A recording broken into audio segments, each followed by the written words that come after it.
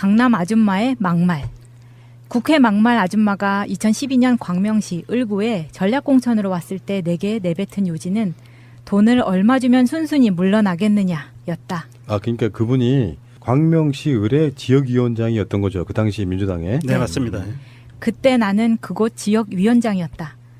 당시 당황했지만 그 막말은 그 아줌마가 르노 삼성 쌍용 정유회에서 근무했던 고액 연봉자의 사고체계인가 보구나 라고 생각을 했다.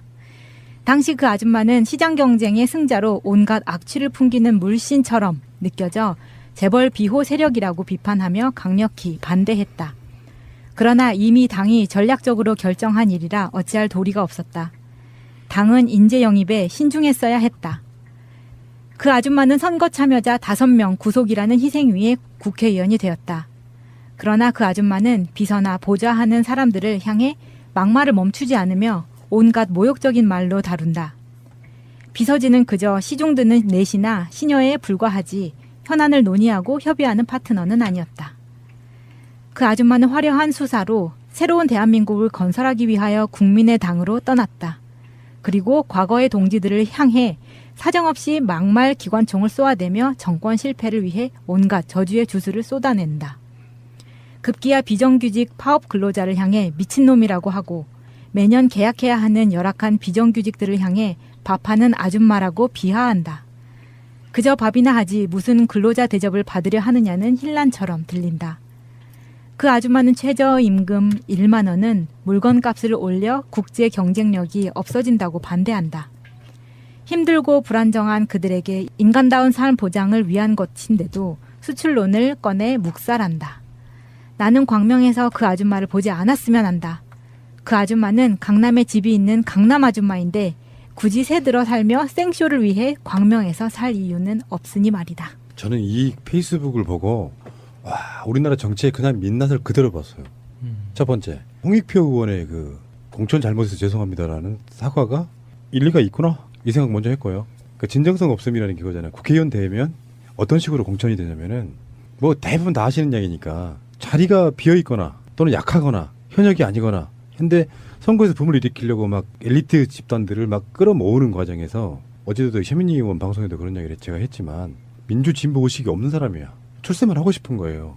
그래서 누구 가까운 사람을 사바사바 꼬셔가지고 그거 삶는 거죠. 그거 삶아서 공천을 전략 공천 받아요.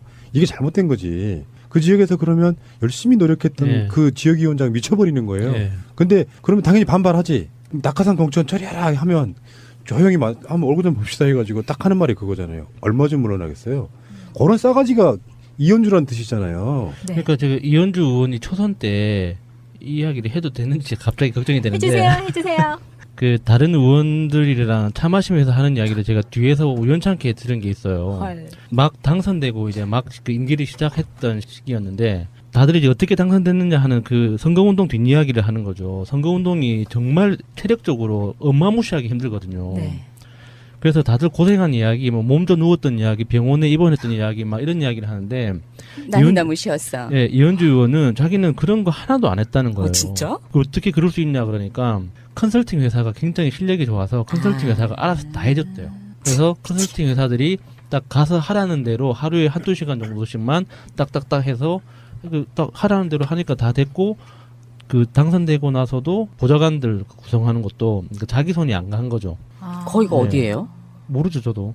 그래서 광명을 여기 얘기하는 거 아니에요 지금? 예, 그렇게 아니 컨설팅 회사가 어디냐고. 그렇게도 되는구나 이렇게 생각했는데 알고 보니까 원래 그 광명이라는 지역이 민주당 텃밭인 거죠. 네. 그리고 원래 그 지역위원장 하셨던 분이 오랫동안 틀을 닦아 놓은 거기도 하고.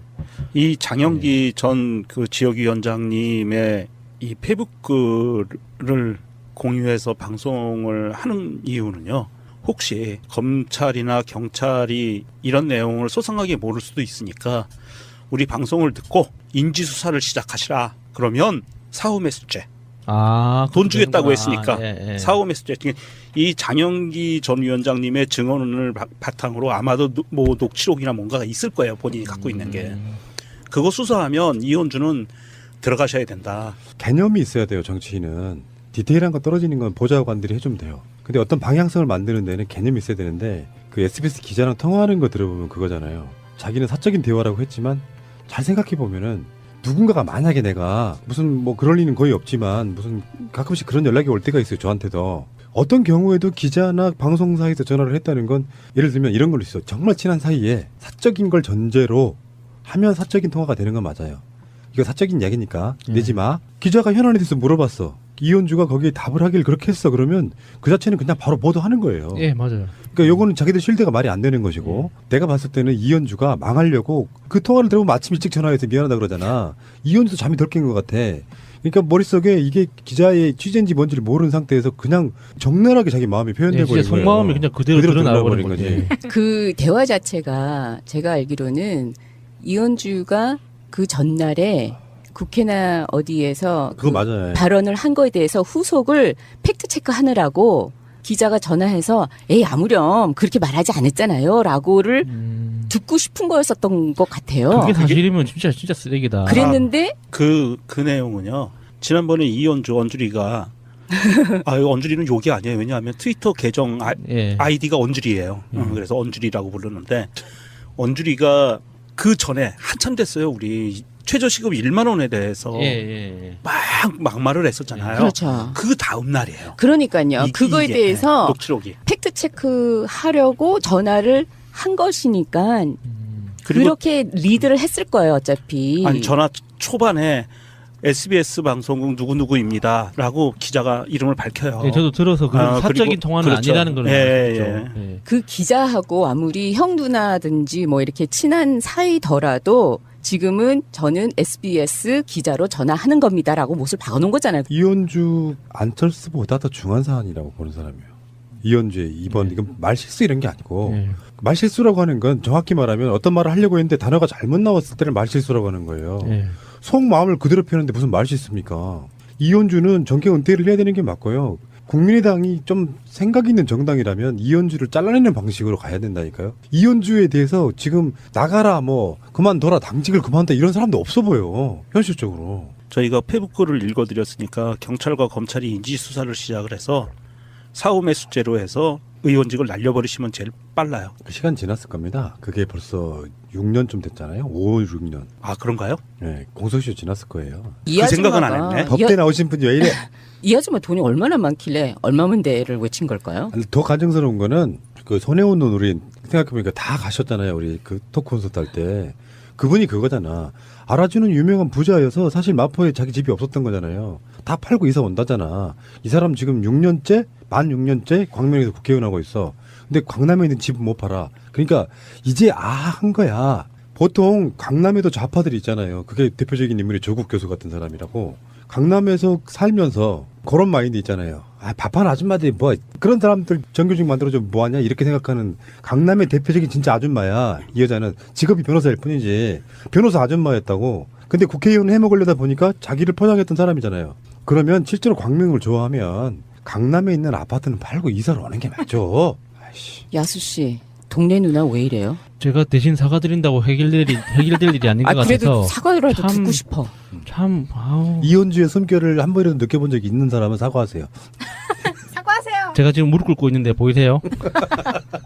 다음 아고라에서 국민의당 이현주 막말 관련 제대로 된 사과 및 사퇴 촉구 지금 서명 운동을 하고 있는데요. 5만 명 목표에 지금 2만 4천 명 정도 왔습니다. 많이 해주세요. 이현주 본인의 트윗을 소개시켜드리겠습니다. 오늘 올라왔는데요. 안철수 후보의 입장 표명을 보며 속이 많이 상했습니다. 우리의 과제와 시련이므로 서로 다른 상처를 가진 우리가 서로 보듬고 어우러져야 합니다. 동지 여러분 사랑합니다. 용기 내십시오. 이렇게 올리셨네요. 에라이 진짜. 유치이탈이 대단하네. 그래서 저는 그 트위터에서 굉장히 낯선 공지를 하나 봤는데요.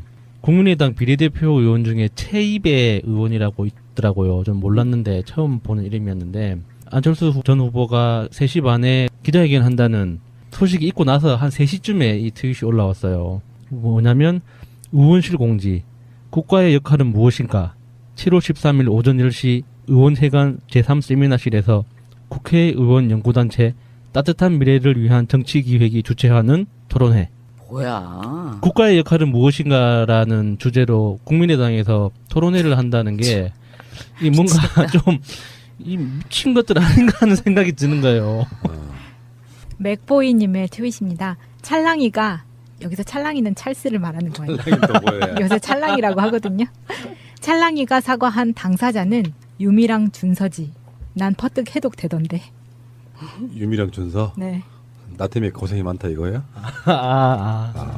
이번 사건에 신적 고통을 느꼈을 당사자에게도 사과드립니다. 여기서 당사자는 유미와 준서입니다. 네. 미치겠다. 안철수의 사과문을 해석해 주신 분들도 있죠. 그게 돌고 있더라고요. 예. 뭐 요약하면은 왜 나한테만 지랄입니까? 그런 거죠. 뭐.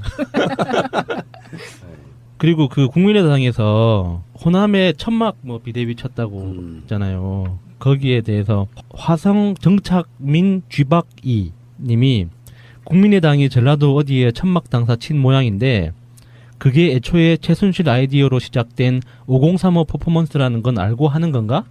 또 걔들은 잘못한 거 인정하고 천막이라도 친 건데 국민의당 니들은 잘못한 게 없다고 치는 거잖아. 그러네요. 예.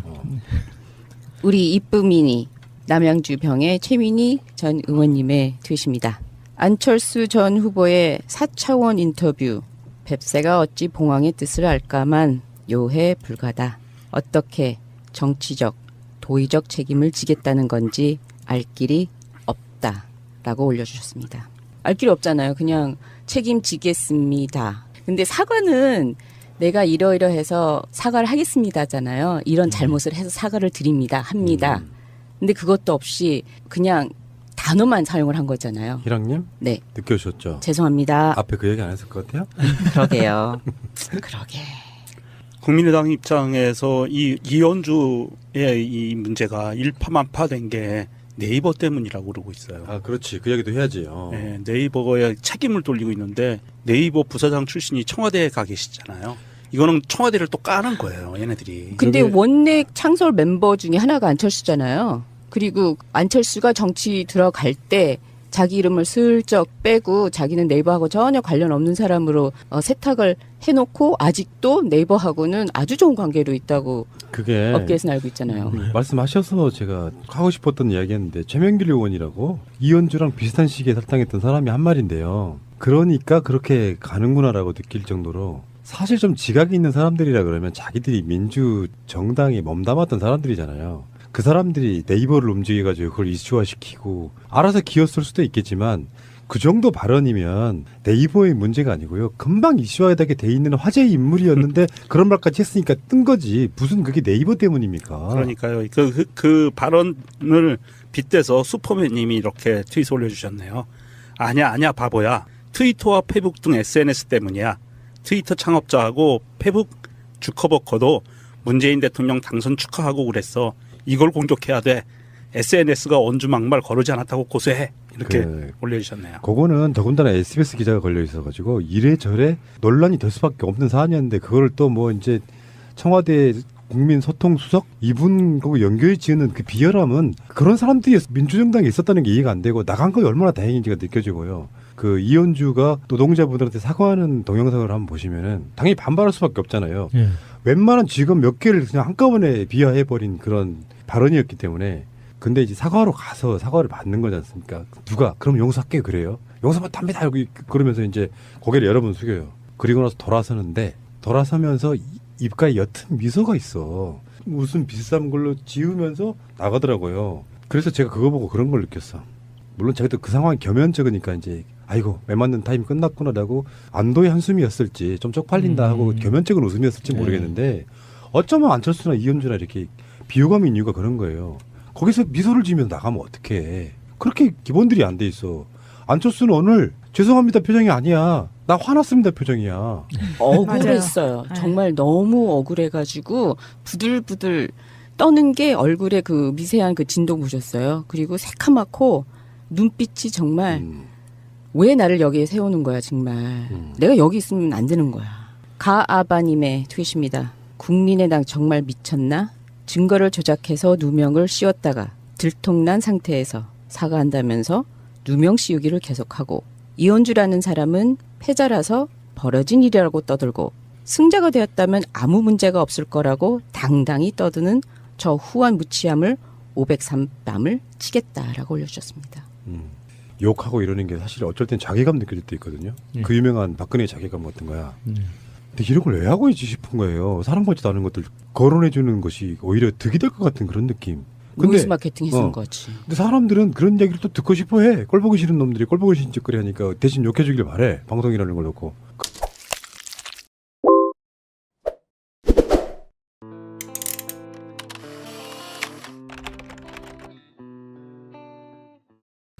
강남 아줌마의 막말.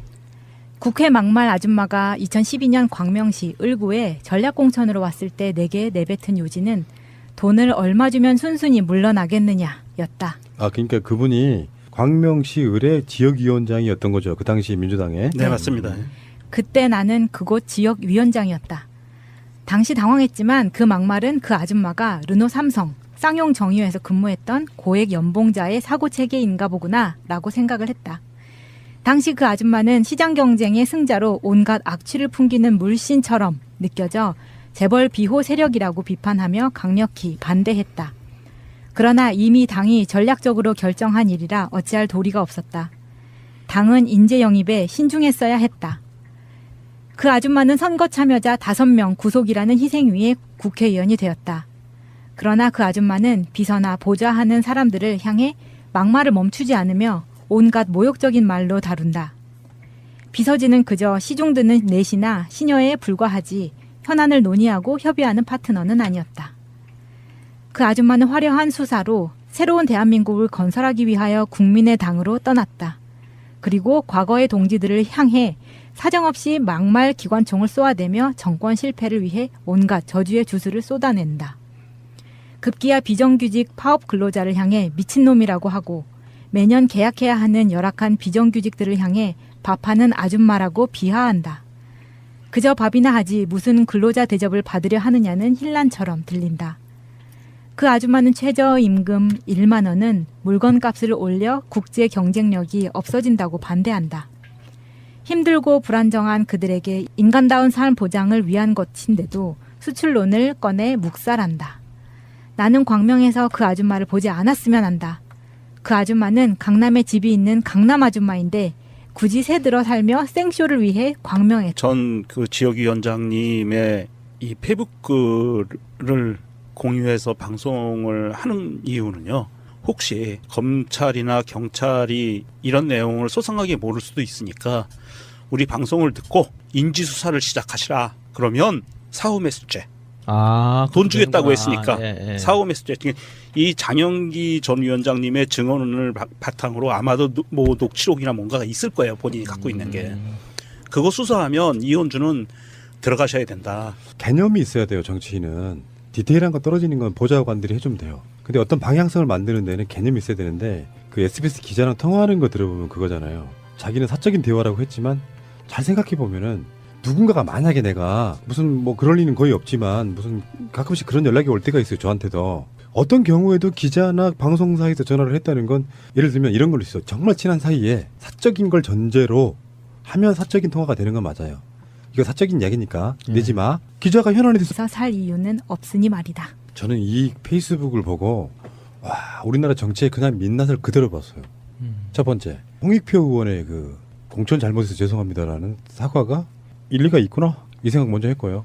그 진정성 없음이라는 게 그거잖아요. 국회의원 되면 어떤 식으로 공천이 되냐면은 뭐 대부분 다 아시는 이야기니까 자리가 비어 있거나 또는 약하거나 현역이 아니거나 근데 선거에서 붐을 일으키려고 막 엘리트 집단들을 막 끌어모으는 과정에서 어제도 최민희 의원 방송에도 그런 이야기를 제가 했지만 민주 진보 의식이 없는 사람이야. 출세만 하고 싶은 거예요. 그래서 누구 가까운 사람을 사바사바 꼬셔가지고 그거 삶는 거죠. 그거 삶아서 공천을 전략 공천 받아요. 이게 잘못된 거지. 그 지역에서 그러면 열심히 노력했던 그 지역위원장 미쳐버리는 거예요. 근데 그러면 당연히 반발하지. 낙하산 공천 처리하라 하면 조용히 한번 얼굴 좀 봅시다 해가지고 딱 하는 말이 그거잖아요. 얼마 좀 물러나겠어요. 그런 싸가지가 이현주란 뜻이잖아요. 네. 그러니까 제가 이현주 의원이 초선 때 이 이야기를 해도 되는지 갑자기 걱정이 되는데 해주세요. 그 다른 의원들이랑 차 마시면서 하는 이야기를 제가 뒤에서 우연찮게 들은 게 있어요. 헐. 막 당선되고 이제 막 그 임기를 시작했던 시기였는데 다들 이제 어떻게 당선됐느냐 하는 그 선거운동 뒷이야기를 하는 거죠. 선거운동이 정말 체력적으로 어마무시하게 힘들거든요. 네. 그래서 다들 고생한 이야기, 뭐 몸져 누웠던 이야기, 병원에 입원했던 이야기, 막 이런 이야기를 하는데 나는 너무 쉬웠어. 예, 이현주 의원은 자기는 그런 거 하나도 안 했다는 거예요. 진짜? 어떻게 그럴 수 있냐 그러니까 컨설팅 회사가 굉장히 실력이 좋아서 컨설팅 회사가 알아서 다 해줬대요. 그래서 컨설팅 회사들이 딱 가서 하라는 대로 하루에 한두 시간 정도씩만 딱딱딱 해서 딱 하라는 대로 하니까 다 됐고 그 당선되고 나서도 보좌관들 구성하는 것도 자기 손이 안 간 거죠. 거기가 네. 어디예요? 모르죠 저도. 그래서 광명을 여기 얘기하는 거 아니에요 예, 지금? 예, 그렇게 아니 컨설팅 회사가 어디냐고. 그렇게 해도 되는구나 이렇게 생각했는데 알고 보니까 원래 그 광명이라는 지역이 민주당 텃밭인 거죠. 네. 그리고 원래 그 지역위원장 하셨던 분이 오랫동안 틀을 닦아 놓은 거기도 하고. 이 장영기